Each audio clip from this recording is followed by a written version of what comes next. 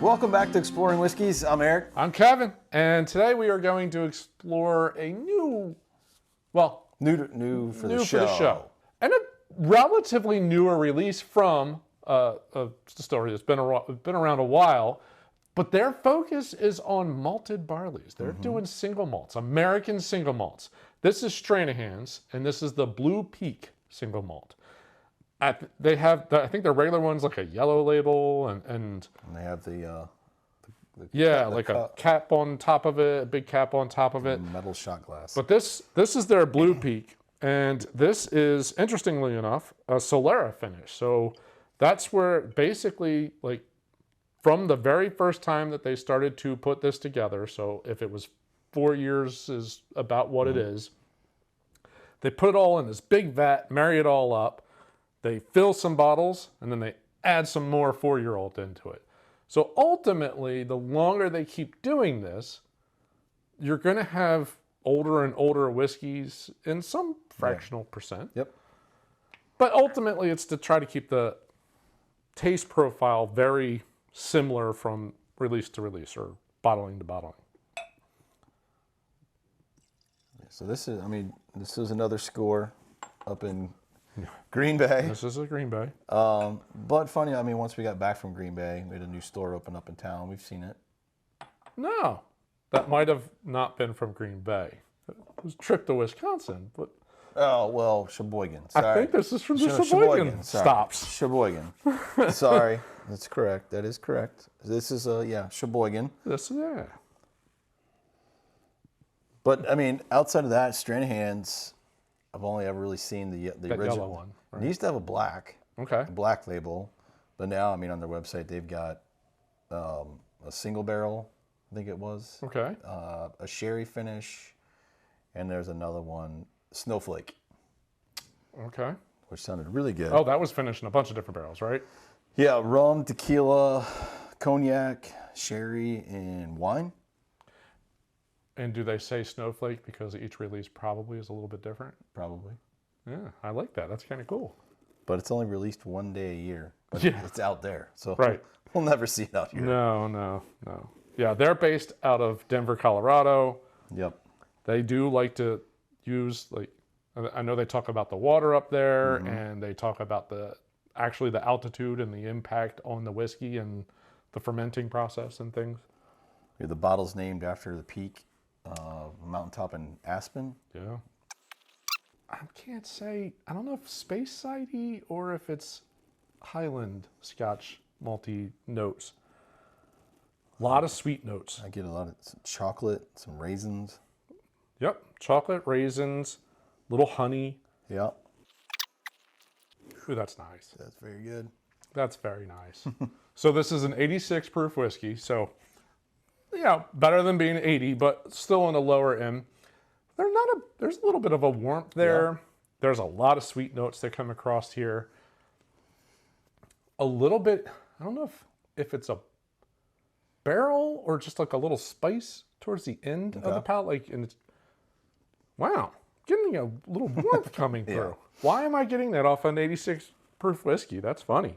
American single malt has become more and more popular. I know Stranahan's been doing it for a while. Balcones has a couple of single malts that they're doing, but there's a handful more that keep coming out. Oddly, it does seem to be like Texas and like that, not quite West Coast, but Southwest. Yeah. I don't know. To me, I refer to that as the Sun Belt. So Texas up into Colorado are all like that area. I guess, well, if you think about it, both Texas, it's like kind of one extreme, really, really hot, kind of mild winters. And then Colorado, it's the other way. Usually much cooler. Much cooler. And pretty aggressive winters. Yeah. I don't know. I just wonder, why barley seems so much more apparent in that area versus the corns that we see. Yeah, maybe. No, this because rye always seems to be more northeast. PA to up, and then Canada. Corn is Midwest. Indiana, Ohio, Kentucky, Tennessee, and then we got a barley thing. It must be easier to grow in those climates. Yeah. But this is good.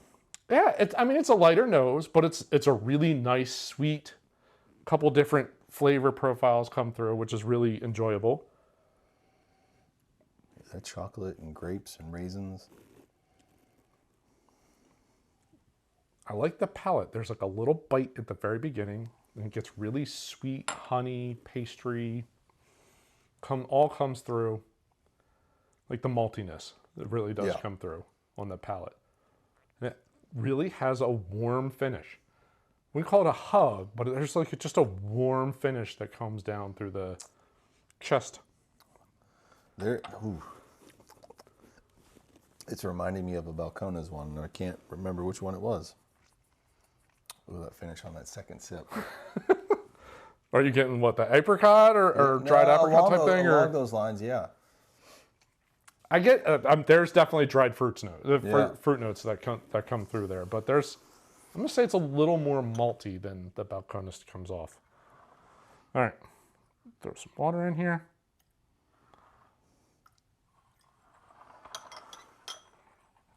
Really, I don't know. Kind of feel like this should bring out way more of those sweeter and malty notes. I think would be the two things that I kind of feel like. Fruitier. It lost the chocolate note. Yeah, it got way fruity. Yeah. Very, very fruity. I see your raisins, but now it's more grapey, and it's like appley, pears. I don't know why I'm keep throwing E's at the end of apples, pear, fruit. Like a green apple. Yeah. Yeah, you get that tart, a little tart. Different, but still nice. The warmth went away. Yeah, the end warmth is... It's very sweet. It's sweeter. It's sweeter. I do get a little more char, barrel, something comes through a little bit more like right in the middle of the palate. But the sweet notes, it's like sugary candies now. Instead of dried fruit. Yep. Yeah. I can't say one's better than the other necessarily, but it's definitely different when you add a little bit of water to it. The chocolate, I don't know, I'm going to say neat. I like the chocolate a little bit better. So neat's probably the way I would roll. And the bottle shape's kind of neat. They throw a flat back on it. Flat back. So that's kind of a little bit different. They get their address on the... Come and visit. Don't know. I like the shape of the bottle. I think it's interesting that they paid to have their everything put on the glass. Imprinted on the bottle. Especially now. And then put a label on it. Glass is so hard. Specialty glass is so crazy hard to get. Although I guess this one, it's a pretty common shape until you get to the back. They probably just lay it down. Flatten it out. I guess. I don't know. Well, the only other one I've had is the original, the yellow label. It's got way more of a bite to it. It's more of that frontier whiskey. Okay, but it's still a single malt, right? I believe so, yeah. But it's more aggressive. Mm-hmm. Yeah, that's more aggressive. They used to pop up in a lot of the whiskey festivals around here. Okay. They would have a booth. I have not had any of the other ones until this. I enjoy this. I would definitely buy this again. I would buy this again, and it makes me interested to at least try some of the other ones. I don't think I've ever had any of them because I just didn't know. Yeah. I didn't know. But yeah. I just want the 3-ounce cup that's on top. Yeah. Why did you put a blue one on here? Yeah, a little metal, like blue cup would have been really cool on that. Overall, this is really good though. Yeah, and a solid value. So we got 86 proof, 4-ish years. So I think on the website it does say they're 4-year-old whiskey. But since it's Solera, there's a mix of 4-year-old and older. However long they've been doing this, which was sometime in 2020. This is when they released it. So we'll call it 4 to 6-year-old bourbon at this point, right? Sounds good. Anyway, and then $43. Or, you'll probably find it somewhere between $40 and $45. Yep. That's not bad. That really is not bad. Very easy sipper. I got a little bubble gum in there for some. Opens up a little bit too. That's kind of fun. See, I like a whiskey that's got a little bit more complexity and has some layers, opens up, changes, things like that. That's nice. I know the next time I've got some time in Denver, I'm going to check this place out. So, I mean, overall, solid bottle. Very good. Solid flavor, solid all the way through. Yeah. Especially for the solid price nose, point. solid palate, solid finish, good price, great value. Yeah, recommend. Good job on them for this one. Yeah. Well, first bottle. We'll track down the original one. We'll try to do that here. The yellow. Yeah, I'm Try sure. that one first. Seen it around, next. so we'll get that one, then you can get your topper. Well, we hope you enjoyed the review. As always, if you do, we encourage you to hit that like button at the bottom of the screen. if you're new to the channel, subscribe, hit the bell icon, get notified every time we put out a new episode. Really trying to hit 200 before the end of the year, and we're that close. So if you could, subscribe, share it. Anything you can do to help support, we really appreciate it. Yep. Thanks for watching. See you on the next episode. Cheers.